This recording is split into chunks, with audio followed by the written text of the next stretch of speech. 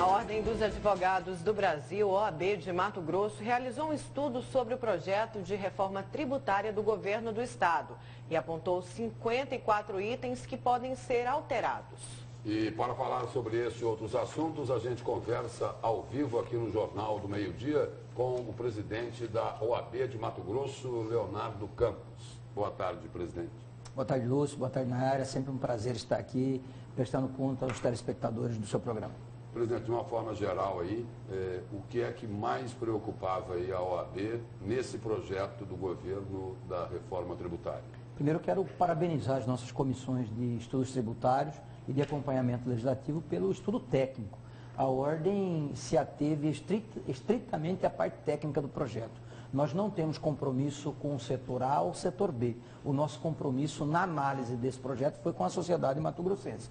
Por isso que nós apoiamos a necessidade da reforma tributária para dar uma segurança jurídica a todos que permeiam o nosso estado de Mato Grosso. E um dos principais pontos, e ficamos felizes pelo governo ter acolhido, era a revogação imediata do decreto 380.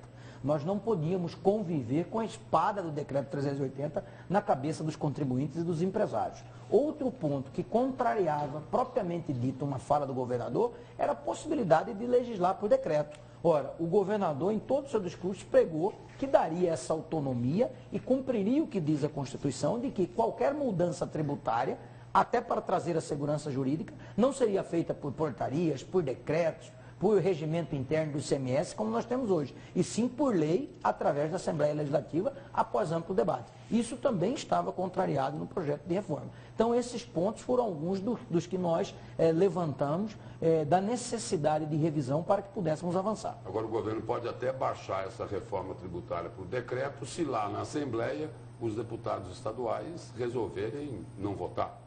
Mas aí já é um outro passo, faz parte do processo legislativo. Aí se respeita o processo legislativo jogado às claras.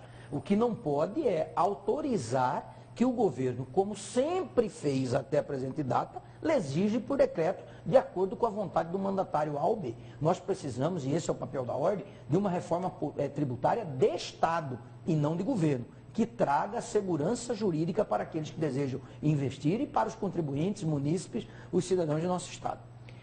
Presidente, ontem a OAB se posicionou, disse que é a favor do combate à corrupção, mas rejeita algumas medidas aí propostas pelo Ministério Público Federal. Quais essas medidas que a OAB rejeita? Eu quero dizer que nos seus 86 anos de história, a Ordem, enquanto advogada da sociedade civil e voz constitucional do cidadão brasileiro, é uma das timoneiras do levante às campanhas de combate à corrupção.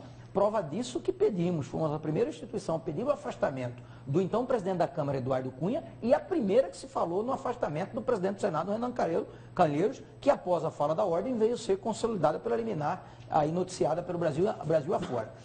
Nós apoiamos alguns pontos das ditas 10 medidas, mas não aceitamos sequer conversar sobre, por exemplo, a dificuldade ou flexibilização, ou melhor, a restrição ao HC. O habeas corpus é o Instituto da Liberdade, é um patrimônio do povo brasileiro, do Estado de Direito. Como disse, esse Instituto da Liberdade não pode, em hipótese alguma, ter suas normas restritas. Qualquer cidadão, sentindo-se violado o seu direito de ir, deve buscar as medidas do HC. Então a Ordem sequer aceita debater esse tema. No outro norte, também não aceitamos a validação de provas obtidas por meios ilícitos. Provas obtidas por meios ilícitos, como o próprio nome diz, são ilícitas e, como tal, não se prestam ao devido processo, não se prestam ao processo penal. Nós não podemos admitir esses atos ou esses institutos que condizem com o Estado autoritário, que, graças a Deus, o país já virou essa página na democracia, no Estado de Direito. Estado de Direito, portanto, é incompatível com provas ilícitas. Da mesma forma, nós não admitimos qualquer possibilidade de anistiar o Caixa 2. Ao contrário, a Ordem quer uma punição severa ao Caixa 2 e foi por uma iniciativa da Ordem dos Advogados do Brasil que nós temos hoje a proibição de doações por pessoas jurídicas a partidos políticos na campanha eleitoral. Então eu quero que a sociedade trave um debate, mas um debate maduro, um debate franco e não permita ter suas conquistas e seus direitos adquiridos ao longo dos tempos, flexibilizados em nome de uma possível interferência em operação A ou B, que eu tranquilize a sociedade. Não existe. Presidente, no momento aí, já tive casos aí lá em Brasília, de políticos tentando conspirar contra a Operação Lava Jato. Aí, nessas medidas contra a corrupção, vieram aí com essa história de abuso de autoridade, que muita gente interpreta como se estivessem colocando uma espada na cabeça de juízes e de promotores. A OAB, como é que ela entende e interpreta esta questão? Lúcio, é preciso deixar claro dois momentos. Nós temos o projeto que tramita na Câmara, dentro das 10 medidas, das ditas 10 medidas, existem os crimes de responsabilidade desses agentes públicos, juízes e promotores. É um projeto. E existe um outro projeto tramitando no Senado que visa modificar a lei atual de abuso de autoridade, que é de 65. Este projeto que está tramitando no Senado, a Ordem está fazendo a análise dele junto ao Conselho Federal e aos Conselhos Seccionais e nós emitiremos uma opinião formal. O que eu já posso adiantar é que é unânime no sistema OAB a necessidade da revisão da legislação de abuso de autoridade, uma vez que ela é de 1965, de tempos outros que não coadunam com as atuais formas de se relacionar da sociedade. A lei serve para reger a vida social no seu momento atual. Então, a lei de 65, obviamente, que não rege mais ou não se porta mais a reger os momentos que vivemos em 2016. Então, é pacífico no sistema OAB. E como diz, e a Ordem não tem nenhum receio de debater o assunto. Não há, ou é inerente ao Estado de Direito, que as autoridades tenham controle, que as instituições tenham um controle. Não há poder absoluto na democracia. Não havendo poder absoluto, esse é um outro discurso que nós não podemos admitir, esse discurso raso que alguns membros de instituições estão fazendo, dizendo que a lei de abuso de autoridade vem para beneficiar o criminoso em detrimento do magistrado, em detrimento do promotor. Agora, presidente, me desculpa, mas esse é um tema que não dá sequer para avançar nesse sentido. A lei de abuso de autoridade, já concluo, vem para punir o abuso, vem para punir o excesso. Aquele juiz ou aquele promotor que for dirigente, que cumprir as normas constitucionais, cumprir as normas do Código de Processo Penal, as normas da lei penal, não será punido. Aliás, a lei já existe, nós apenas estamos reformulando.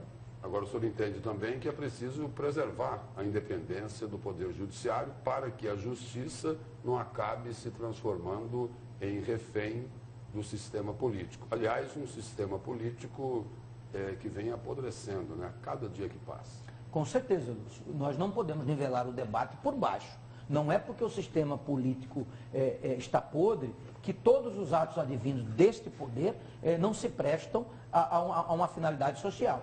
E quero deixar muito claro, a Ordem dos Advogados do Brasil é voz ativa e altiva na defesa da independência e autonomia, tanto do Ministério Público como do Poder Judiciário. Em todos os momentos que tanto o MP ou o Poder Judiciário teve algumas de suas garantias questionadas, a Ordem foi a primeira a levantar sua voz, inclusive primeiro do que essas instituições. Então, quanto a isso, é matéria que nós não aceitamos também o debate. Qualquer restrição ou interferência na autonomia do MP e do Poder Judiciário. Agora, o que não dá é para termos na República, no Estado de Direito, autoridades achando superiores à lei. Não, aí a gente não pode avançar nesse tópico.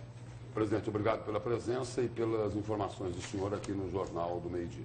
Eu que agradeço e cumprimento mais uma vez a TV Gazeta e ao programa de vocês. Muito obrigada, presidente.